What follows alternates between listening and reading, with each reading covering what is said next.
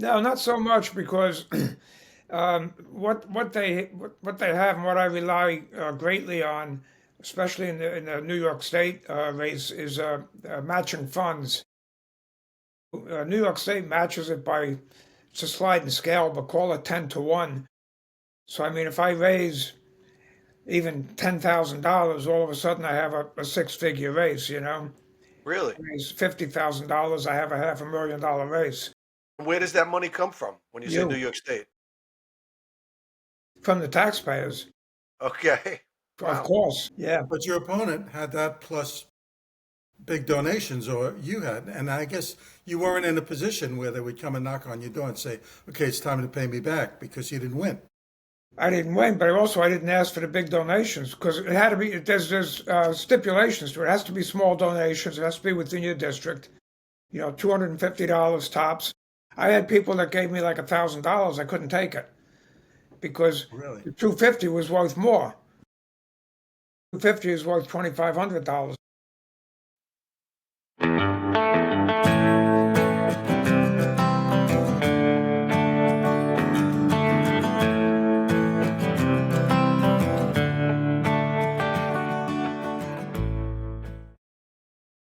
Hey, everybody. Welcome to Markets and Madness. This is the place where we discuss what happens when economics, politics, and personalities move in different directions. Today we have an old friend, somebody I've worked with in the past.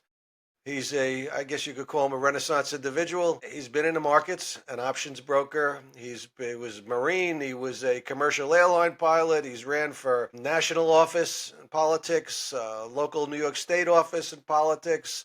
Done a lot of different things. As Tim said, a plane crash survivor. So we have a lot to talk about. With us today, Mike O'Reilly. Mike, welcome to the show. Thanks for coming on. We really do appreciate it. Thank you very much. I don't know that I put the plane crash survivor on my resume, but thanks, Tim. Hey, Michael. Well, you got something that nobody else has. That's for sure. That's right. You do add a lot. As you said before when we just had our little intro, you're a confused individual. I guess anybody that wants to get into politics, you could say is a confused individual. Exactly, yeah. Tell us about how that all started and where it went to and how that whole thing started out. Well, I just look at what's going on around me, and I just, in a lot of ways, I don't have a lot of patience, and I see the nonsense that goes on around us, and I just feel like I have to do something about it. Uh, I'm on the wrong side of the fence in the wrong neighborhood, and I keep coming in second. But I feel like we just can't continually allow coronations in politics. So I have to get out there and run, and by doing so, even though I haven't won a race, it's the best way to get the message out there is to run candidates, not necessarily myself, but just run candidates, and it gets the message out there. Right. I Right. admire you, Michael, for doing that, taking these vast chunks of your life. I mean, I think about our past and future president, and somebody said to me, "What's his executive orders going to look like?" And I said, if it were me, I'd be writing one executive order, and it would have only to do with Melania. I would spend all my time, with that. What possesses a guy who's got billions of dollars? He owns golf courses. He's got this luscious, beautiful wife, great family. I mean, why would you sign up for that job The unless abuse. you really want to fix stuff? Well, he on a much larger scale than me, obviously, but he's in the same boat. He talked about how frustrating he's been back in the East, Tim. The nonsense that goes on. He talks about how how he is. He talks about how stupid our politicians are, and how bad they negotiate, and we're just giving away the country. And he's right. And he just couldn't stand by and take it anymore. He reminds me of one of my cousins. And by that I mean he's the kind of guy who would sit on a chair and look at a piece of molding that he put up and said, that molding's crooked. I got to do something to fix that. It's annoying me. And I got to, and it made me pulling down the plasterboard wall and putting up a new wall. But he doesn't really care. The molding's got to be right. And, That's right. and I'm thinking that he's that kind of guy. He's Yeah, looking at what's around and saying, Somebody's got to fix this. This is Yeah, yeah. He's the guy. He's the guy at the end of the bar that he talks nonsense, but he makes sense on a lot of levels. especially after a few, I guess. Right? Yeah, yeah, He does say things to, I mean, what's the best way to say it? Like he presses the button, right? He knows what buttons to press on which people and gets them fired up. Like Canada, Governor Trudeau, he's the governor of our 51st state. yeah, yeah. I really like the new prime minister up there. I like him a lot. I can't pronounce his name, but I like him a lot. Javier, I think it is. Yeah, yeah, yeah. I like him a lot. I hope. President-elect Trump works closely with him. Yeah, let me introduce this. I made this point, I guess, at a meeting that I have. I belong to a group of old timers who are sort of world beaters, guys who are CEOs and big corporations. And they invited me, God knows why, but I go to this meeting once a week. And yesterday, I give my economic update, and I said, you know what's happening? The world is moving right. Individual countries, and we can all try to guess reasons for it, but for me, it's because they've watched mismanagement. They've watched the world go crazy for a long time. Yeah, And they've been sitting in the corner shaking their heads going, this is just wrong, And now I'm seeing different parts of it. You're seeing it in Canada. You saw it in Argentina. You're seeing it in the UK. The world is gradually seems to be coming to its senses in different places. And we had a guy who, in the group, who just came back from Puerto Rico.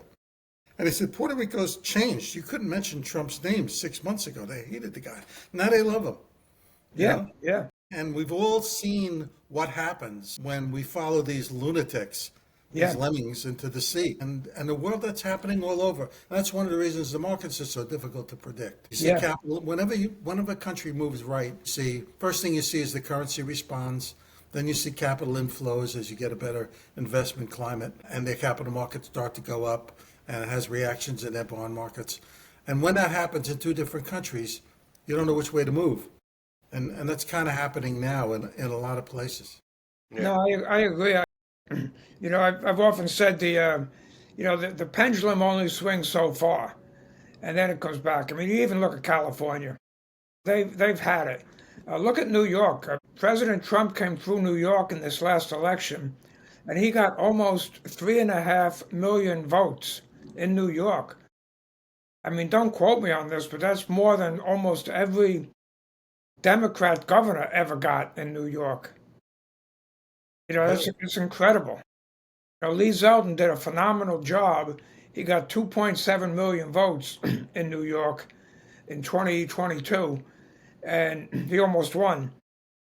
Trump got almost 1 million more votes. I mean, where did these votes come from? It's just unbelievable. Yeah, that is true. I mean, you see, he sold out Madison Square Garden. Yeah, I That mean, was that was a yeah, big push, and nobody believed that he would even. It's like the first time he ran. They all thought it was a joke. They all thought it was never going to happen. And yeah. then you see the results of it. When did you first run? What was your I first? ran when he ran. My timing was impeccable because my neighborhood is deep, deep blue, and everybody came out to vote for her, in 2016, and went right down the line. So Mike O'Reilly was in the other column, That's right. so it didn't bode well.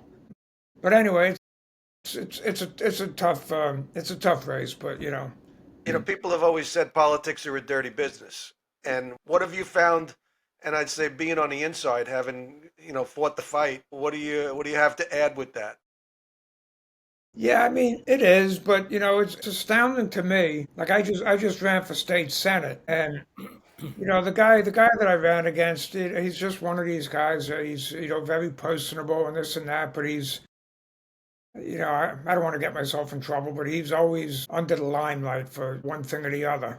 You know, where there's smoke, there's fire type of thing. Leave it there, and and people keep voting for him. People, even in my neighborhood, you know, keep voting for him, even though the guy has never shown his face here. He's never done one thing, and I'm here saying this is what we need. Or in your neighborhood, you have no community centers, you have no, you know, this, you have no that, you have no services whatsoever. Give me a shot, give me 2 years. If you don't like it, fire me. I'll understand, but right now you get nothing, and they just keep voting right down the line. So it's hard to change that, you know, momentum. Yeah, it's got to be from the bottom up. People have It got to is. want that change. You have to chip away at it. I'm like the sacrificial lamb. Maybe I can start getting people, and I do. I got a little bit more people this time, and maybe somebody younger and a hell of a lot better looking will do better next time, and we'll go from there. It's like an addict, they've got to want to change. So the people Exactly. have got to want to change Yeah. before anything changes. Hey, We made a big headway in in the Indian and the Guyanese community in Queens. They have come around and they get the message. So we made big headway in that community. So little by little.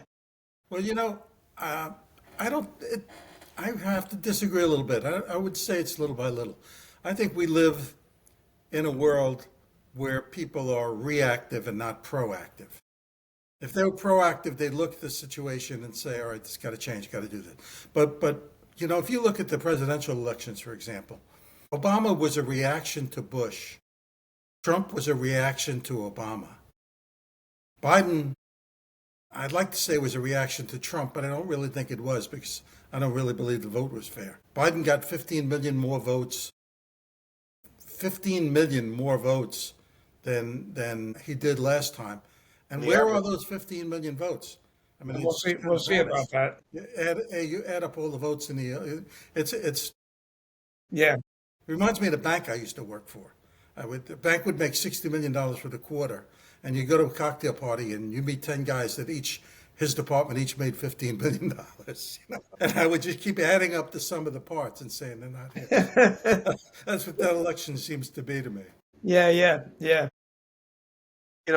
On one of the previous podcasts we did, Tim made a point about, he says, I would never run because if somebody did tap me on the shoulder and want me to run and finance my campaign and write a check for $10 million for me to go out and do this, how am I going to say no to that guy? Have you found any of that in your, like people who do finance these campaigns? Do they knock on doors and say, all right, now it's my turn?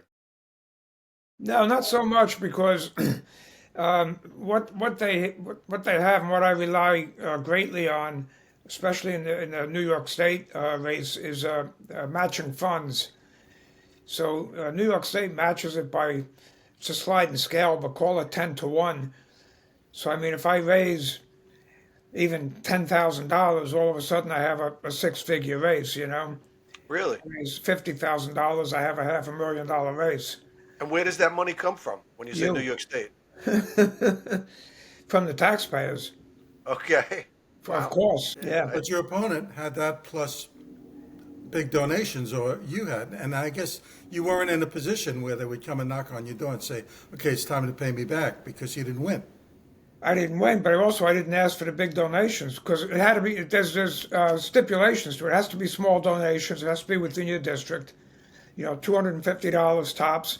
I had people that gave me like $1,000. I couldn't take it because Oh, really? the 250 was worth more. 250 is worth $2,500 to me. If you were an unsavory, let's call you an unsavory character, you'd find five guys to put their name on. Yeah. That's yeah. I didn't want to play that game. Yeah, Yeah, probably why you lost. yeah, You got to yeah. play the game. You got to play the game. Yeah.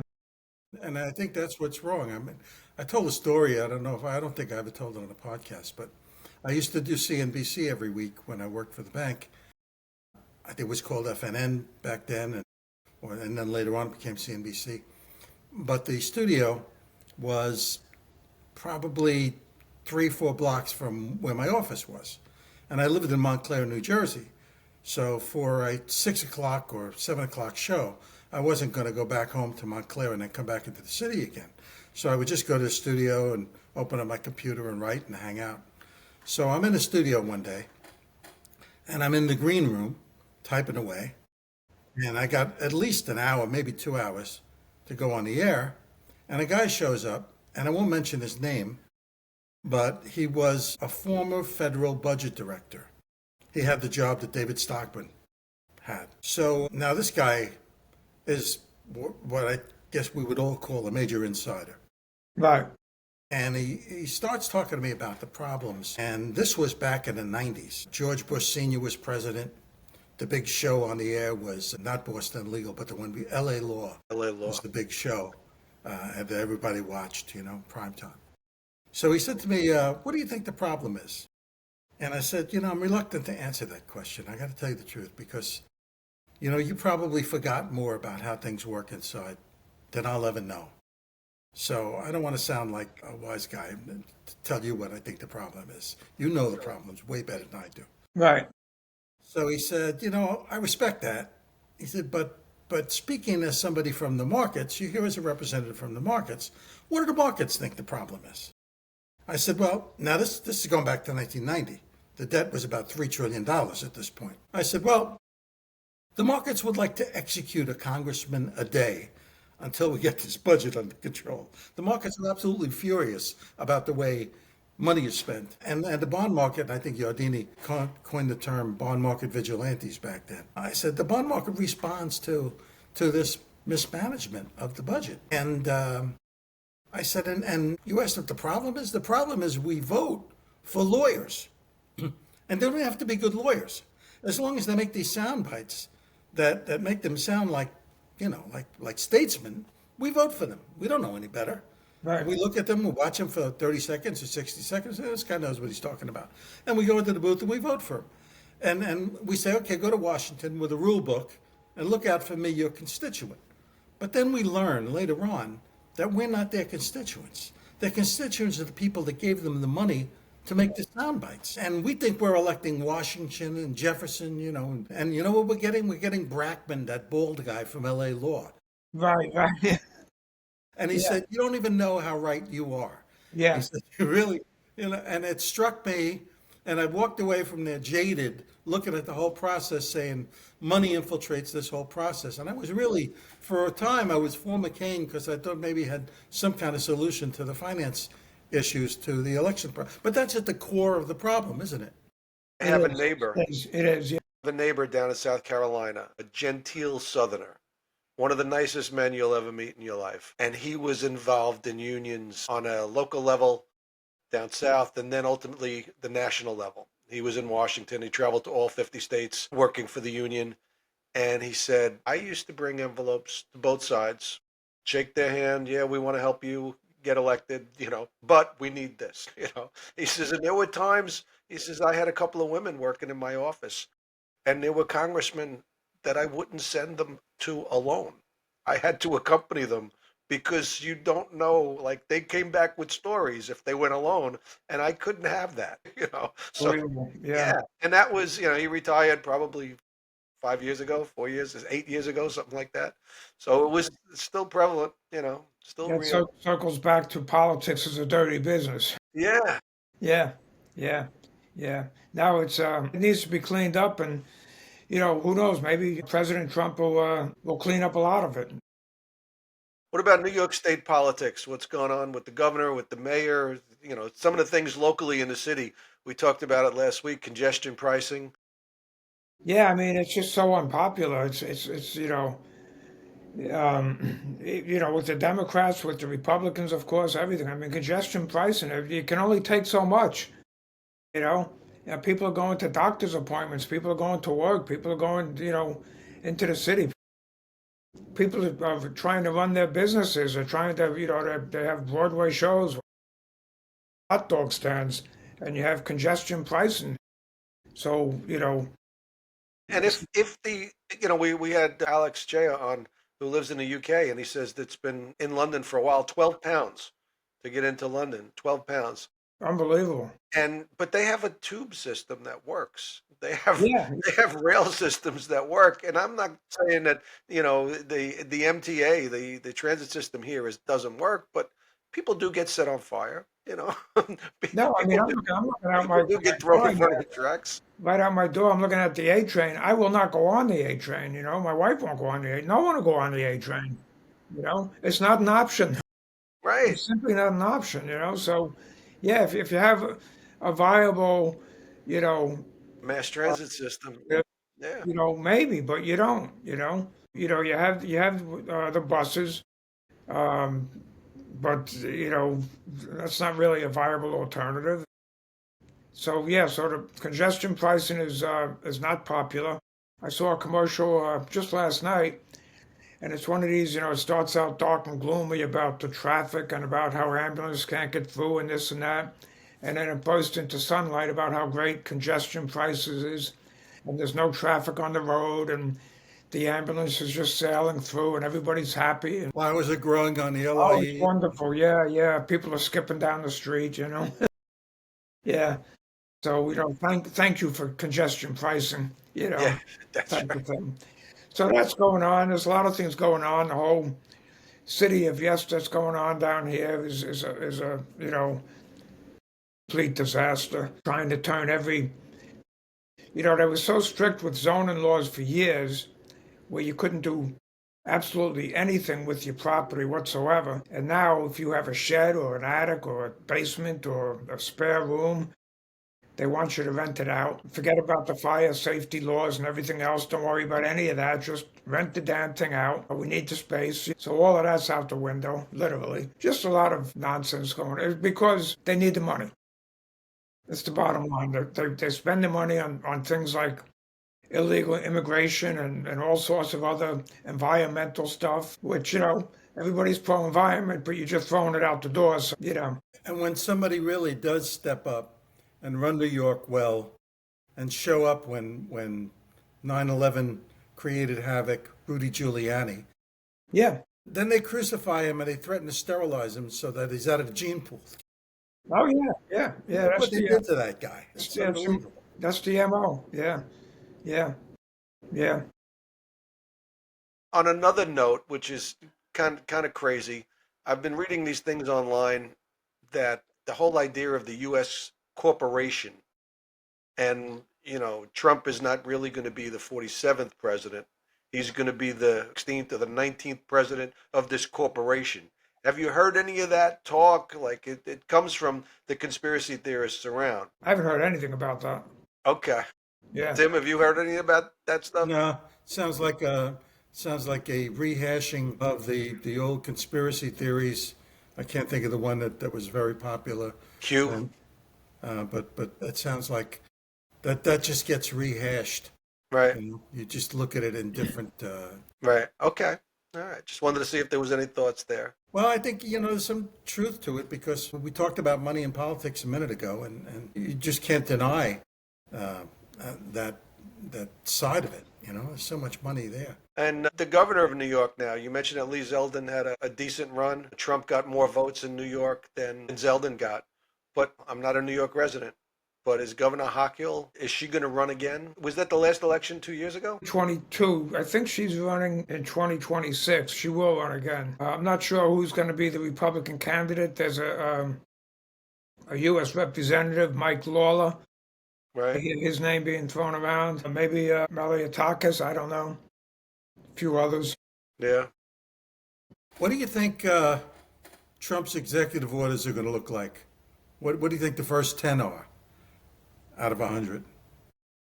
Immigration. Well, easy. You got the border, right? Immigration, absolutely. Yeah. That's going to be the main ones. Closing the border. I think they put a stop to the sale on the border wall, which was absolutely ridiculous. What was the purpose of that? I have no idea. But that's going to be the main thing, I think, is, the border and the immigration and, just stopping that. Opening up drilling for energy. Yeah, that'll be probably right up there. Yeah, I don't know if that'll be day one, but it'll be certainly up there. Yeah. They're talking about maybe 100 executive orders. Yeah, well, I mean, Biden, if you remember Biden's first day, I don't know how many he signed, but it was a lot. It was a lot. And in the middle of it, and you can look this up. Nobody, of course, in the mainstream media made anything of it. He's sitting there and he's signing all these executive orders. And he actually said on live TV, I don't know what I'm signing, but okay. Actually said that. And nobody made anything of it. I don't understand that. He doesn't know what he's signing, but okay. It's incredible. Yeah, he was. I mean, there's been all these talks about who's really running the government and who's really Right, behind. it's scary. There's really nobody running the country because, Kamala Harris, distanced herself from Biden when she was running, which understandably so. So she's not running the country because she's completely distanced herself from Biden. Biden's not running the country, obviously. He's basically drooling on himself during the debate. So who's running the country? Guy Phil, I think. That's it. It's a He's guy, filling in. Phil. I think Yeah. he owns a Behind the bagel curtain. shop. He's running the country. Yeah, it's filling in. The man behind the curtain. Yeah, the Yeah. great Oz. That's true. Yeah, Great I heard Oz. somebody said yesterday, I'm this just fire in Pacific Palisades, some storage unit burnt down, and there was like $30 million worth of art in it, and it belonged to Hunter Biden. oh my God. And I wonder if it's his art, that he priced it $30 million and insured, Yeah. Who Yeah, knows? yeah. Two napkin scribbles, right? Yeah, hey, that's the other thing. I mean, who the hell is buying Hunter Biden's art for millions of dollars? I mean, there's got to be some legal issues there. I think if you bring that question up, you're a conspiracy theorist. That's Yeah, right. well, then call me a conspiracy theorist. Yeah, there's Yeah. been a lot of that before we had the let's call it the outbreak of 2019. I believed everything the government said and did. Afterwards, I don't believe anything. No. You really can't trust anything. Well, I mentioned to you last week in the process of starting my own podcast, and the basis of it started out as it was going to be whatever happened to, and that was the premise of it, like whatever happened to, Hillary's emails and Hillary's emails, or Jeffrey Epstein's suicide. He was on high watch because he tried to commit suicide by beating the hell out of himself a month ago, which was interesting. Reminds me of Donald Mannis. You remember him? Yeah, Donald Mannis, yeah, the DMV guy. that's right. Yeah, who was sending out Queensboro parking President. tickets, bogus parking tickets to everybody. You go to your window, you find a parking ticket on it. You Yeah. say, what the hell is this? And I owe $50. All right, send $50. Yeah. So I was going to do this podcast on that, but I found that I don't have answers to it. I'm not going to get answers to it because it's too far gone. I foiled the FBI and the U.S. Attorney's Office, and they got back to me and this and that, but there's really no answers to it. So it kind of morphed into, keep the lights on. So it's going to be two parts, like whatever happened to Hillary's emails, and we're not going to find out because it's already under the permafrost and it's well hidden and this and that. But the point is, don't let it get there. So recently we've had 2 assassination attempts on Trump's life, and there's no questions asked, right? The first guy, 21-year-old kid, squeezed off 8 rounds to the president, hit him once. Unfortunately, tragically killed another bystander and injured 2 others. Counter snipers, 1 shot, 1 kill. They embalmed him, buried him. He's gone. They got on the roof that was just days ago too steep to stand on. They washed off all the DNA, and that's it. It's over. No questions asked. Gone. Mike Right? O'Reilly, investigative reporter.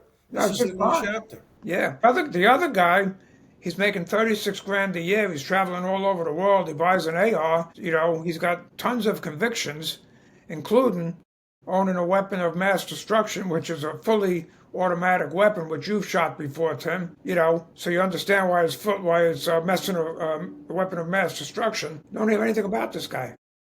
So don't let that stuff get under the permafrost. Let's start asking questions. What's going on about? So that's the premise of my podcast. You should reach that guy, Phil. Maybe he can, Yeah, I'm looking for him. he can steer you in the right direction. Yeah. More answers. Yeah. I didn't mean There's a lot. There's a I didn't lot mean to eat here. up your podcast. I just got started on that route, and but that's the idea of it. And I think it's important. I think it's important that we don't let these these things just go by the wayside. One of the benefits, I think, of technology now, the fact that we're able to do this, is you get people speaking their mind. people saying what they need to say. And the more we do that, the more of those questions come up. Hopefully, more answers we're going to get. Yeah. The technology has democratized this process. Yeah. At least ask the questions, I mean, things are coming around. You look at Facebook, right? They're not fact checking anymore. That's astounding. That's part of the world moving right. Yeah, it's absolutely You know, astounding. I'm in Lake Worth, Florida, which sits right below. I'm 6 miles from Palm Beach National Yeah, Airport. anyway, it is. Yeah. We went to. I have a friend, guy from the Mark. Do you remember John Tarangelo, Johnny T? Yeah. Johnny T is pretty popular down here. He does shows up and down. He used to belong to the Mystics 1,000 years ago, and he books shows and books acts. So I try to support him. So we went to one of his shows right at the airport, right by Palm Beach Airport, the hotel there. And the crowd was a MAGA crowd, and they had a singing Marine singing, God bless the USA, and it was a real patriotic event. Yeah. And then we went to a local place on a golf course just for dinner, and it was Latin night, and the whole Latin crowd was wearing MAGA clothes and MAGA Yeah. hats and everything. Yeah. And I'm wondering if it's just, the neighborhood. Maybe it's just that. But it seems like it's okay to be on the right as opposed to the left, That's exactly right. Now it's okay. Before you had to kind of hide your, you were the outcast and you had to hide it. Now it's okay. You're Yeah. seeing some of these Hollywood people coming out as well. Yeah. Like they could come out of the closet. Well, the ones that lost their houses have a lot to say. Well, they're pissed. Yeah. Talk about mismanagement on a massive level. I mean, it's unbelievable. What happens when woke really takes over and infiltrates all of the gears and machinery? And Yeah. California is that. They got some really pretty hydrants out there, though. You got to give them that. Yeah. There's no water in them, but they're really pretty. Well, Yeah. you gotta have Not everything. functional. I mean, let's give credit where credit's due. That's right. Yeah, they got male and female hydrants, and Well, not necessarily.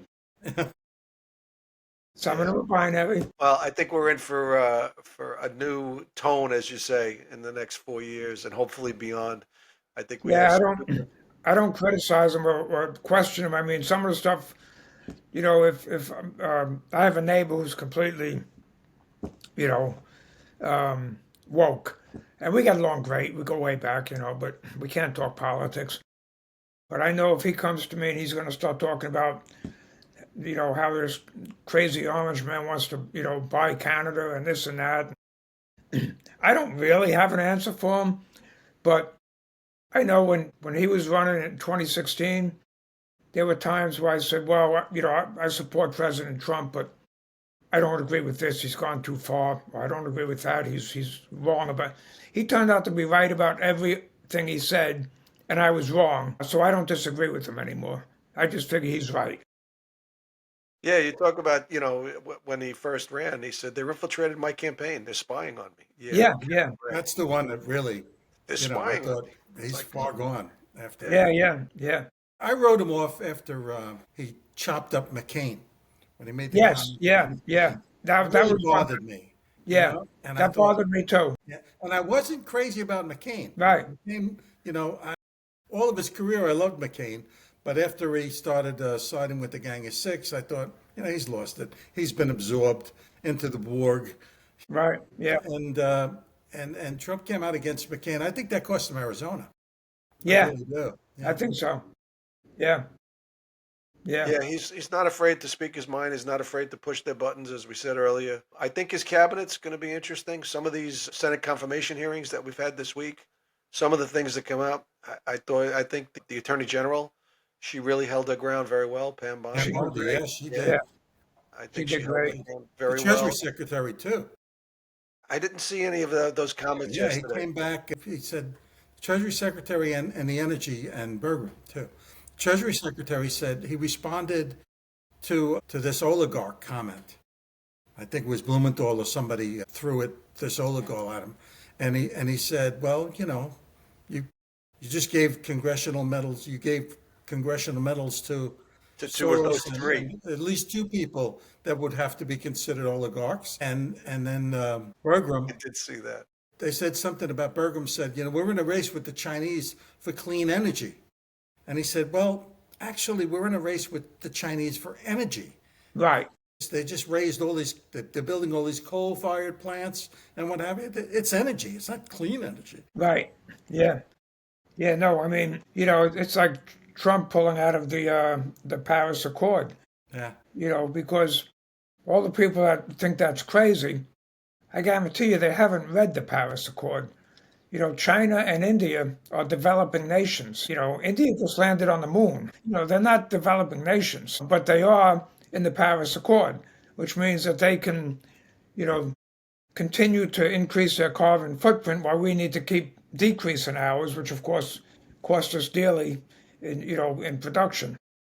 Trump's 100% right about that. Along those lines, a year ago, I would have said, and I probably did say, that BRICS was a threat because they developed their own payment system. They were replacing chips and SWIFT. And now I think BRICS is on hold for at least the duration of Trump's term, and who knows what happens afterwards. What I do you hope think? you're right. Yeah. Do you think that's true? I hope it's true. Yeah, I hope it's true. And I think you're probably right because of Trump. I think if Trump didn't get in, I think BRICS would be a threat. Yeah. We were having a long conversation at my meeting yesterday about Israel and the deal and whether or not the deal was going to hold with Hamas. And it was kind of a roundtable discussion. And I made the point that Trump will probably tie in a deal with Russia and Ukraine into this. I could see him upping the sanctions at Iran and loosening the sanctions on Russia if Russia, as part of a peace plan with Ukraine. Yeah. So what he does is he gets a twofer. He basically defunds Hamas and Hezbollah and the Houthis by hitting Iran with major league sanctions and really blocking their oil exports, and says to Russia, all right, get out of Ukraine and I'll loosen sanctions on you and you can sell your oil to China and whoever else you want. And that's part of a deal. So I think he's thinking a notch or a level or two above the immediate. He usually does, yeah. Yeah. I remember when Vivek Ramaswamy, I guess it was the Lex Friedman podcast in the summer, and Friedman says, do you really think he's going to solve Ukraine? Do you really think the war is going to end right away? He says, listen, it's not he wins, you lose. There's so many moving parts. As long as somebody gets something, and as long as somebody gives up something, everybody wins. He says, yeah, I think he can make that happen. Yeah. And here we are. We have the hostages released 5 days before.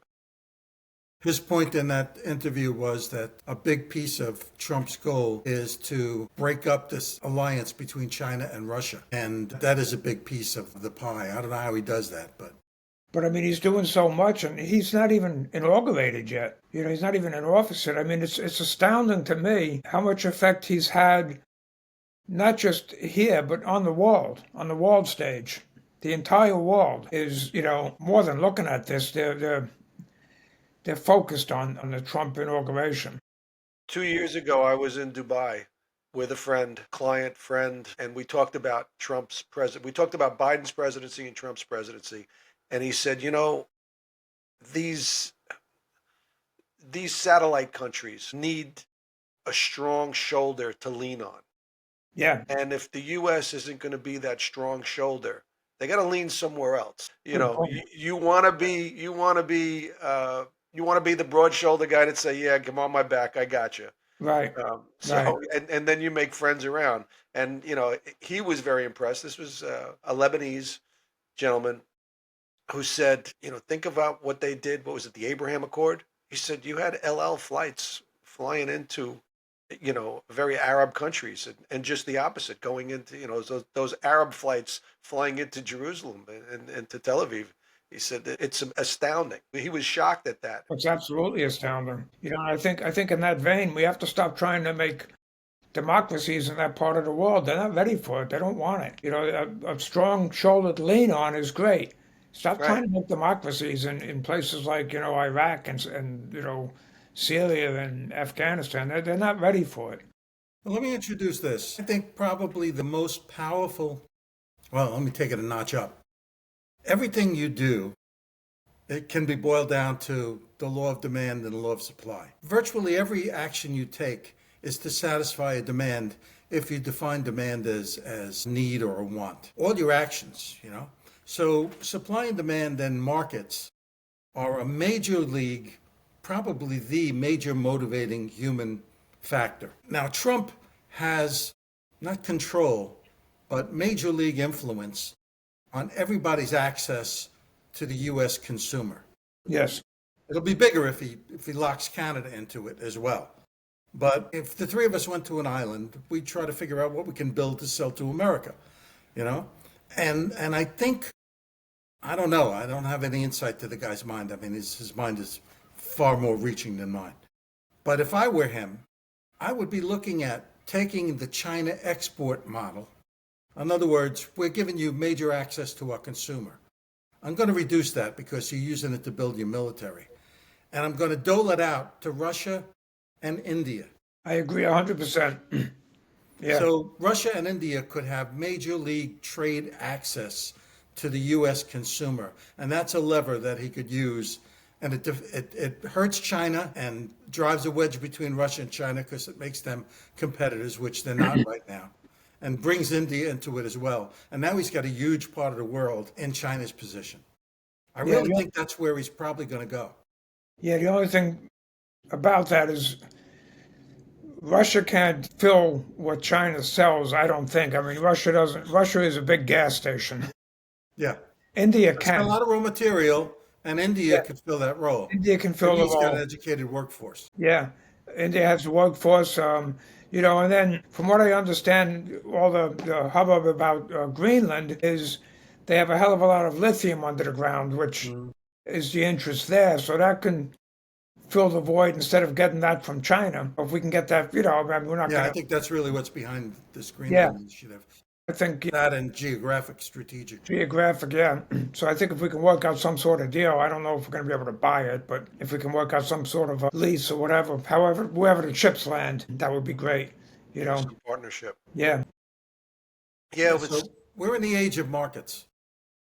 Yeah. And then with the, while we're on in Trump's mind, the Panama Canal, I agree with him. And, you look at it, when he ran in 2016, no one was talking about immigration. No one was talking about the southern border. No one, except him. And it's immensely important. Right. Now, no one was talking about the Panama Canal. And it's immensely important issue. So he's bringing it to the forefront. No one was talking about Greenland. Now everyone's talking about Greenland. So he's on top of things. So he knows what's important. Yeah. He's ahead of things. So, obviously no one was talking about buying Canada either, but that's, Yeah, well, I don't think he's necessarily going to buy Canada, but I think there's going to be some strategic partnerships, make us a lot closer than we've been. The way the EU has, free movement of people, I think we could have something similar with Canada and afford the Canadian citizens some rights and abilities in the U.S. here and ask for that same in return for U.S. citizens up in Canada. I don't think it's going to be we're going to buy them and they're going to have Governor Trudeau. No. If you listen to the new Prime Minister, I'm very impressed with the guy. And, he's saying, but Is he the new Prime Minister now? He's going to be. I don't think he's there yet. I think he's got like 80-something%. There's an 80-something% chance that the Conservative is going to win, but I don't think there's been a vote yet, right? I thought he was in. Okay. I could be wrong. Okay. That's okay. Yeah, but anyway, I'm very, very impressed with the guy. He had a good. I'm trying to decline this. He had a good point. He said, the border is definitely a problem. The military is weak because, we had a socialist leader. He said, but as far as the trade imbalance, he said, there is one. He said, but we sell all of our oil and all of our natural gas to the U.S. at a deep, deep discount because we're stupid. He said, we don't have the infrastructure to refine it ourselves. So we send it to the U.S., which creates tons of U.S. jobs, and then the U.S. goes and they refine it and they sell it overseas at a great profit. He said that's why. How the hell do we refine it, though? We don't really have the refining capacity. We haven't built a refiner in 50 years. I think it goes down to Louisiana and the Gulf, and they refine it down there. And I'm not 100% sure, but we do refine it. I mean, that's the remember, bottleneck whenever oil prices go down. We can't refine it fast enough to get it into your gas tanks. I think we do refine it, and we do ship it Oh, we overseas. do, but we just don't have a lot of it. That's the backlog.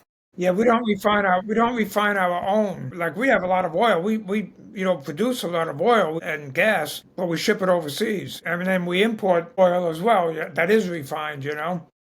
It's weird. We produce enough oil for ourselves, but we don't have the capacity to refine it. But I'm not 100% sure how it works. I remember 20, 30 years ago, the big thing was Canadian tar sands Yeah, yeah, and how they took those tar sands and they were able to extract oil out of it. And it was a huge boom for Canada back then. yeah, And yeah. they're still, a commodity currency, a commodity country, still an energy focused They got a big economy. consumer market too. You know, somebody said to me when I was trying to structure a deal one time with a guy, and we were talking about equity, and he said to me something very interesting. He said, we can create anything with options that can replace conventional capital purchases or equity. Right. And it seems to me that we can make Canadian citizens virtual U.S. citizens without actually calling them U.S. citizens. We let them have access to U.S. borders and so forth, and no tariffs and all of that. Yeah, I mean, yeah. you could construct a trade deal that has a virtual citizenship built into it. And I Right. think, Sort of I a really think that's where Trump is going. He'll go there in Greenland and he'll go there in Canada too. right an economic union. Yeah, Yeah. yeah, sort of thing. Similar to the EU, Right. the Exactly. American EU. Right. Right. That's where we're going. I'm sure of it. I Yeah. think so too. Yeah. He's a negotiator. He starts out up here and then He throws a bomb. yeah, Yeah. that's right. We Gets people to think, all the deal.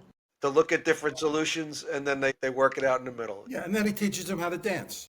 No, he's always got a lot of moving parts. You mentioned Ramaswamy earlier. I'm hearing that he may be the pick for Senate for the Ohio J.D. Vance. Because, Yeah. yeah. And I heard he wanted to run for governor too. I don't I know don't when that know. race is up. Yeah. I don't know, but he may be the pick. Trump is pushing him to be the pick for the Ohio Senate. That was vacated by J.D. Vance, so that's interesting. And JD's going to be a great politician for a long time. Yeah, he's young and he's unbelievable on his feet. Regular guy, speaks well, not afraid to be the bulldog, not afraid Yeah. to Made push the his point. video. Yeah.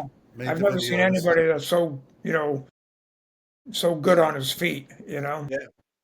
And he's realistic, He knows what can be done. I've never seen him stumped. Yeah, exactly. Yeah. Well, Mike, I think we've run a little bit longer than I thought we were. We had a lot to talk about. We've solved some of the world's problems, but Yeah, still yeah, more to yeah. do. And I think in the next 4 years we're going to see a lot more of it. But thanks for coming on. I think it's been an entertaining show. Always good to see Certainly you. want to have you back again. Maybe Hear next more- week after Trump writes his executive orders, we could have Mike on for a segment. Just Yeah. Love to. a Yeah, few Yeah. minutes. yeah. Always enjoy seeing the Scala brothers. And when you do get your podcast up and running, let us know, and we'll give you whatever help we can. I appreciate it. All right, See guys. you, Mike. Thanks Good very seeing much. you. Take care.